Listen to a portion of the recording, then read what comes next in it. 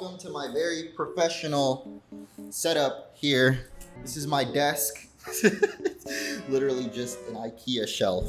That's not gonna stop me from making more Scarlet and Violet videos. What is up, everyone? It's the Munch, and today we're gonna be talking about the new gimmick in Pokemon Scarlet and Violet.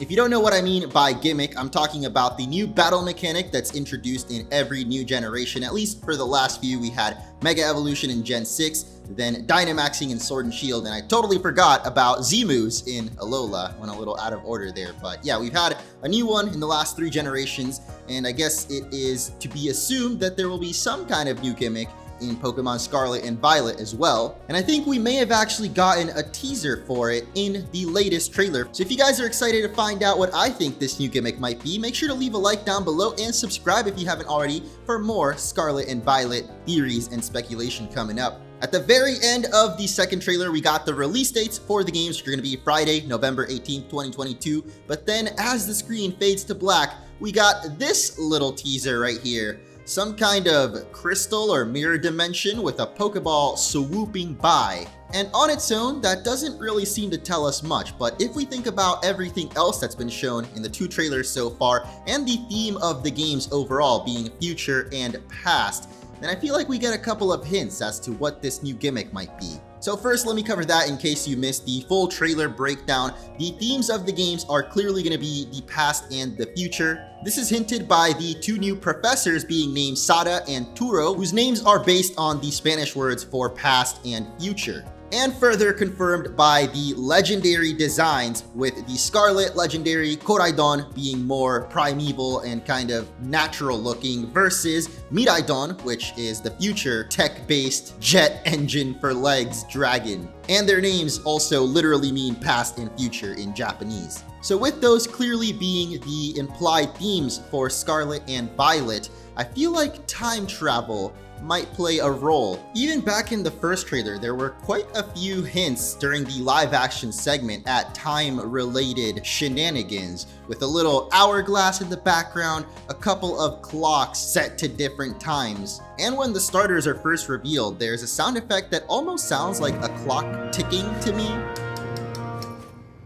What the f? So going back to the teaser we got at the end of the second trailer, we have what I call this crystal dimension, and even the Pokeball has a streak of light behind it. Now, in most time-traveling science fiction and theories that I've seen, light speed seems to play a key role in achieving this, because you have to go faster than the speed of light in order to time travel. And so I kind of think that this Pokeball having the streak of light behind it could be hinting at the fact that this is what's happening here. The Pokeball itself is traveling through time. We do have confirmation that Hisuian forms are returning in Scarlet and Violet from this screenshot where we see Lucario fighting Hisuian Zoroark. And that already had me thinking about time travel because, of course, the Pokemon Legends game takes place about 200 to 300 years in the past, and apparently all of these Hisuian forms are now extinct in the modern day. So how the heck is an extinct Pokemon here in the present? Pokemon Home is the obvious logical answer here, but time travel could explain the in-game lore of how these Pokemon came from the past to be in the Scarlet and Violet region. Although we've had fossil Pokemon in previous games that are resurrected, so obviously something like that could also be in the games in order to explain how Hisuian Zoroark is here, but this whole time travel angle seems a lot more fun to me, and there's even further proof, or at least theories, regarding this. Which takes us back to the 2 new professors, Turo and Sada. We've never had 2 professors in a Pokemon game before. We've never had the professors be so closely linked to the legendary Pokemon.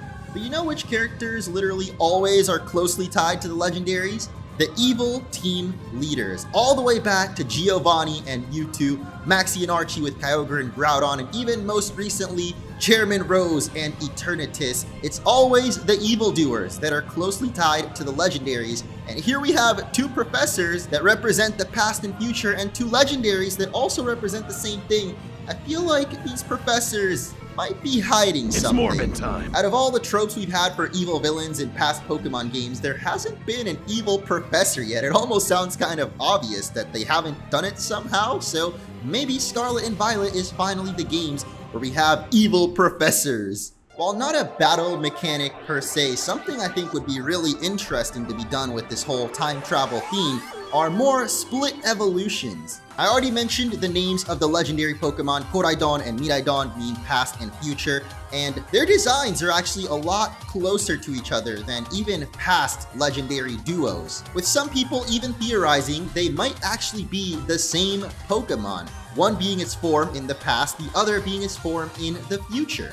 I guess we had Nebby and Alola who evolved into either Solgaleo or Lunala, so there could be something similar going on with the two dragons here. Perhaps they both come from the same Pokemon, but depending on which version of the game you evolve them in, they become either the past or future version. So I could totally see other Pokemon, like even the starters, getting branching evolutions depending on which versions of the game you're playing, and it could make for some really cool designs, like the past versions would be the more natural evolution, versus the futuristic versions having like tech or armored imbued into the Pokemon, almost like the armored Mewtwo we saw way back when. That just randomly reminded me of this leaked Score Bunny evolution, like before Sword and Shield came out. An artist drew this kick-ass robot bunny. That could totally be like the future version of Score Bunny. But then Cinderace doesn't exactly look like a past version, so I guess that would just be the regular present day. So maybe this is something more like Mega Evolution, but with two different paths. Like Mega Charizard had the X and Y version, same thing with Mewtwo, there were two options. So the past and future forms could be like the revival of Mega Evolution, just with a fancy new name and maybe slightly less OP stats. Another big hint at the possible gimmick of Generation 9 are the Japanese logos of the games, as in the past, Japanese logos have hinted at what the generation's main battle mechanic will be, with Pokemon X and Y having the Mega Evolution symbol stuck in there, Pokemon Sun and Moon having the Z Crystal, and then Sword and Shield, I mean, I guess that's not the Gigantamax symbol per se, so maybe that one didn't hint anything, but Scarlet and Violet definitely are hinting something here with this weird crystal stuck right in the middle of the Pokemon logo. Gems and crystals, you know, there's some similarity there, so this could also have to do with that teaser we got at the end of the second trailer with all the crystals. Another theory I see a lot on the internet is the possibility of Pokemon fusion. I wouldn't be as big of a fan of that one, to be honest, but there's definitely some potential there for cool designs. Now, a lot of people may not know this, but we've actually had Pokemon Fusion in an official Pokemon media before, in the form of a manga called Pokemon Rebirth, where the Pokemon would fuse with their trainers. That may sound absurd, but it is 100% real. You can see the main character here fused with a freaking Zekrom, and it looks pretty sick if you ask me. Just to show a few other examples, we got this guy fused with an Excadrill, and another person fused with, I think, Oshawott, or wait, no, it's a Zorua. You can literally see it right there inside of a crystal.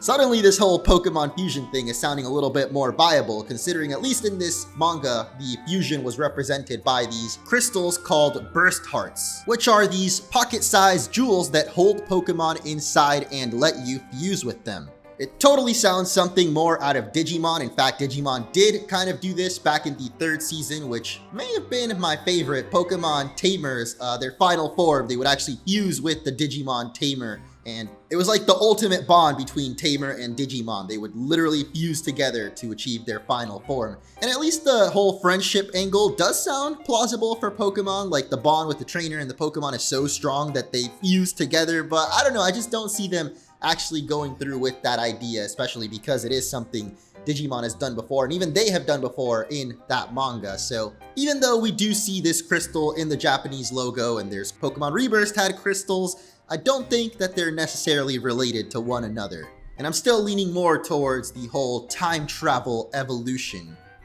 It would make for some really sick Pokemon designs. I mean, already Miraidon has clearly been the more popular one with its futuristic look. So imagine the starter Pokemon evolving into futuristic techie versions of themselves, but then also having the more natural evolution for people that don't like the more man-made approach to Pokemon designs. So while this gimmick wouldn't exactly be a battle mechanic, I think it would be really cool in terms of possible Pokemon designs and just adding a lot more creatures to the game without having to create whole new lines of Pokemon. They would just be one line with 2 final forms. And maybe this teaser we saw at the end of the second trailer is what happens when you trade from Scarlet to Violet, one of the past Pokemon, to the future, or vice versa. In almost every depiction I've seen of time travel, there's always some weird portal or like space light tunnel thing. Maybe this is Pokemon's version of it. We've got this crystal dimension in the Pokeball going at the speed of light